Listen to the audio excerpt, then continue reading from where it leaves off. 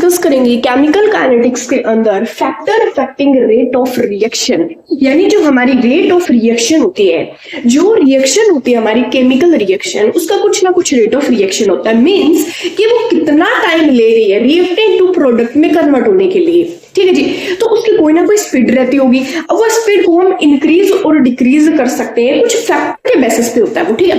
तो यही हम कुछ 5 to 6 फैक्टर्स पढ़ने वाले हैं इसके बेसिस पे। सो हमारा पहला फैक्टर क्या, कंसंट्रेशन ऑफ रिएक्टेंट।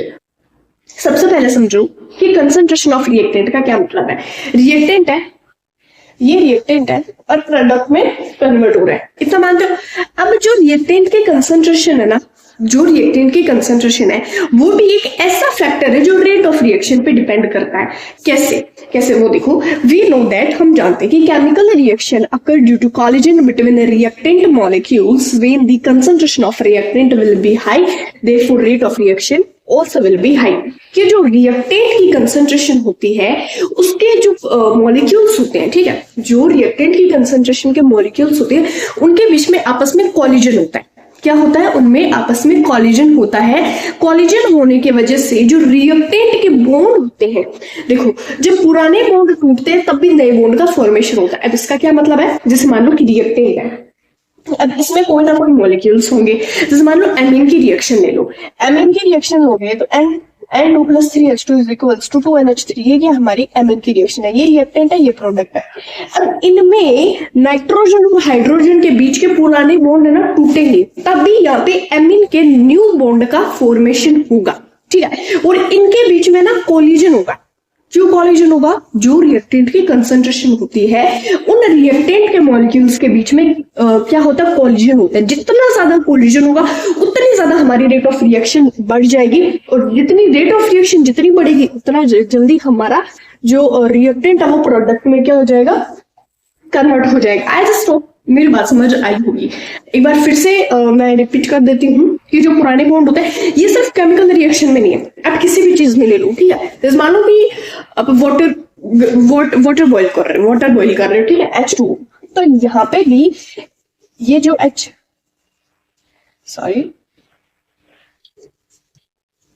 यहाँ पे इसको लॉन्च कर देते हैं, ये HH है, ओके।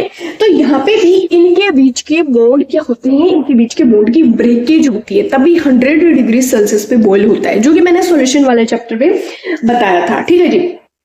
इंटरमॉलिक्यूलर वगैरह वो सब पढ़ रहे थे, तो वो भी टॉपिक नहीं है, फिलहाल हम इसका ही देखते हैं। सो कंसंट्रेशन ऑफ रिएक्टेंट की स्टोरी थी ये। अब इससे ज्यादा इंपॉर्टेंट है कैटलिस्ट, जो कि बहुत बहुत बहुत ज्यादा काम आने वाला है। कैटलिस्ट का तो आगे आने वाले ऑर्गेनिक चैप्टर में भी बहुत यूज हुआ था, जो हमने ऑर्गेनिक चैप्टर डिस्कस किए थे तब मतलब देखा था।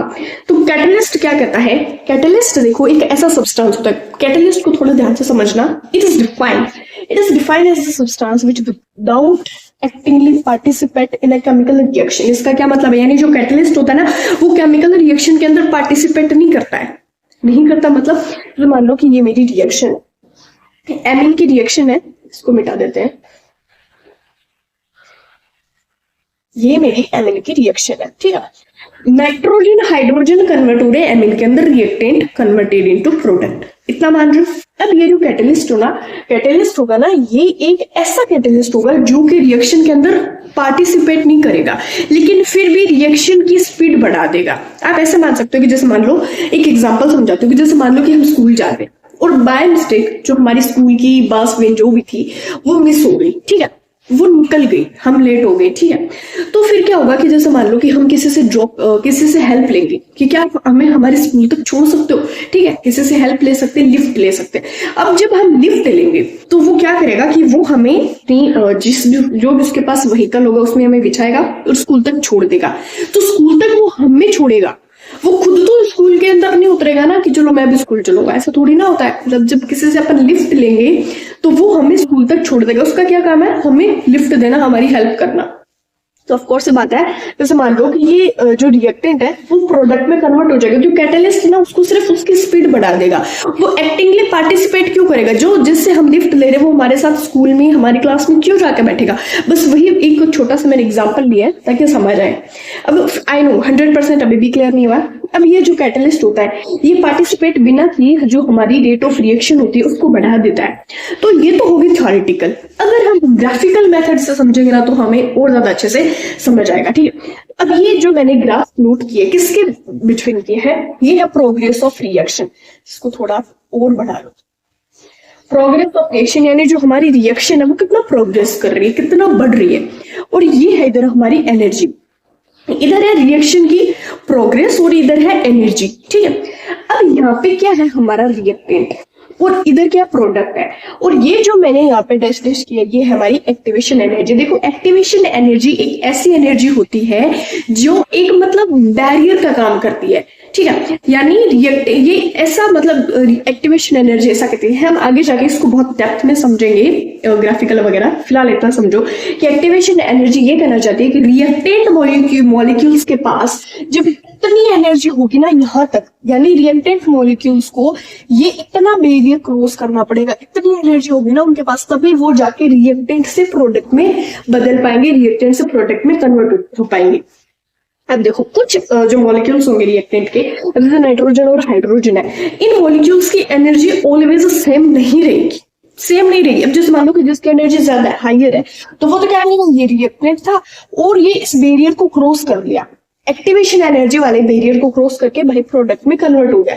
लेकिन कुछ मॉलिक्यूल्स क्या करते हैं, जिनके पास एनर्जी कम होगी, ऊपर जाएंगे बट इतनी एनर्जी थी तो वापस आ जाएंगे, ऊपर जाएंगे इतनी एनर्जी थी तो वापस आ जाएंगे। समझ रहे हो ना बात, क्योंकि देखो हर किसी के पास उतनी एनर्जी नहीं होती है।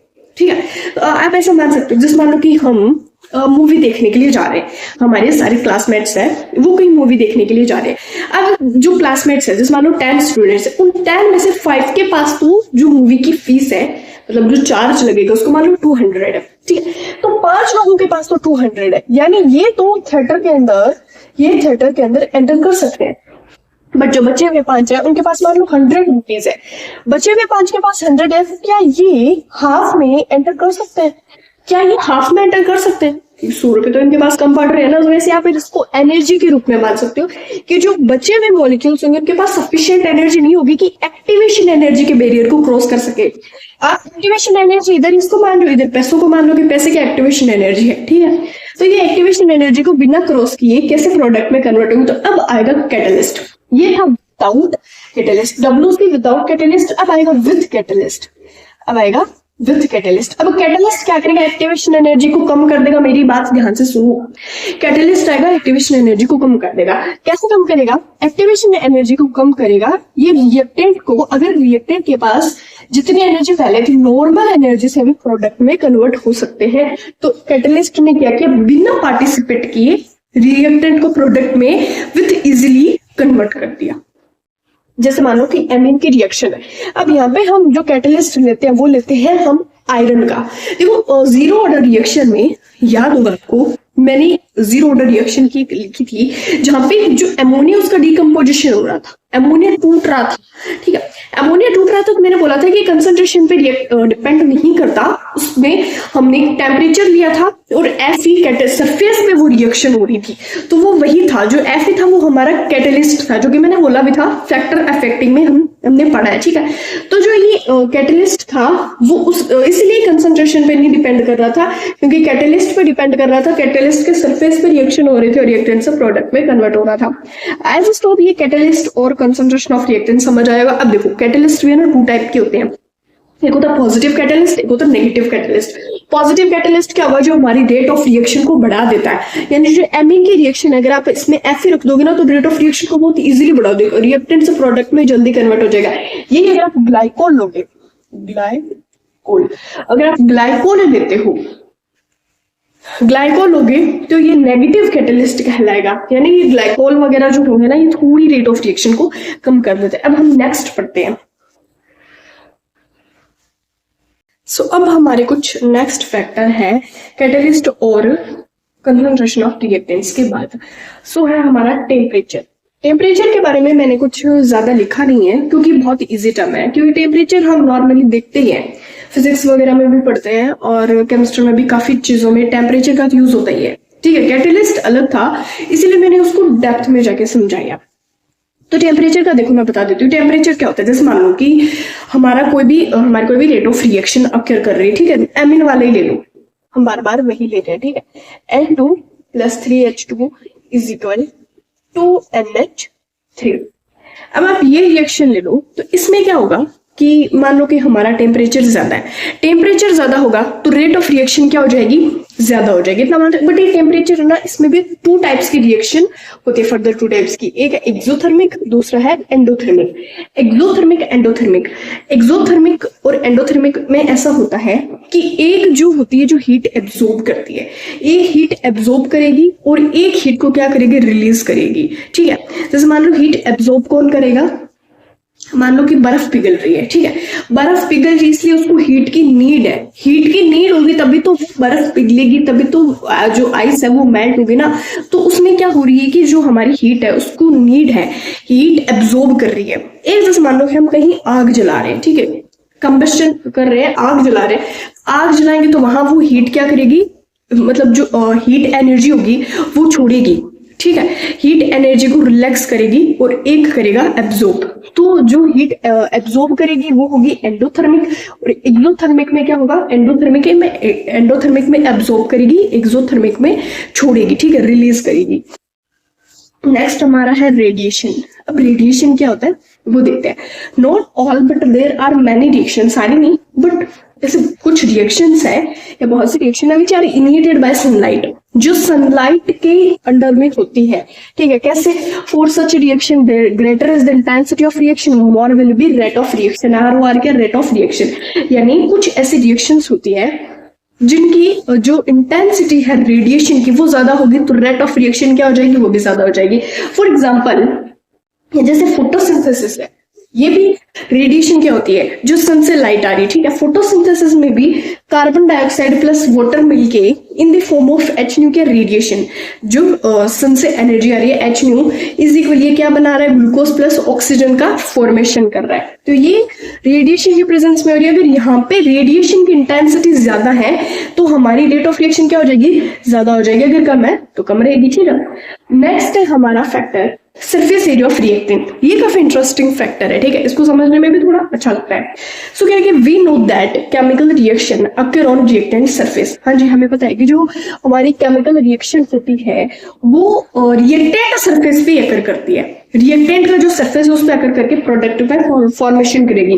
Greater is the surface area, जितना ज्यादा रिएक्टेंट का सरफेस एरिया होगा उतना ज्यादा रेट ऑफ रिएक्शन ज्यादा होगा और एक्टिव सरफेस होगा, hence more will be the rate of reaction. अब इसका मतलब क्या है, इसका मतलब क्या है कि रिएक्टेंट का सरफेस एरिया कैसे ज्यादा होना चाहिए, एक्टिव होना चाहिए कि हमारा रेट ऑफ रिएक्शन ज्यादा हो जाएगा। तो इसके लिए जैसे मान लो कि आप एक एग्जांपल ले सकते हो, जैसे मान लो कि ये क्या है, ये चौक है, ठीक है, ये चौक है जो बोर्ड वगैरह पे यूज होती है।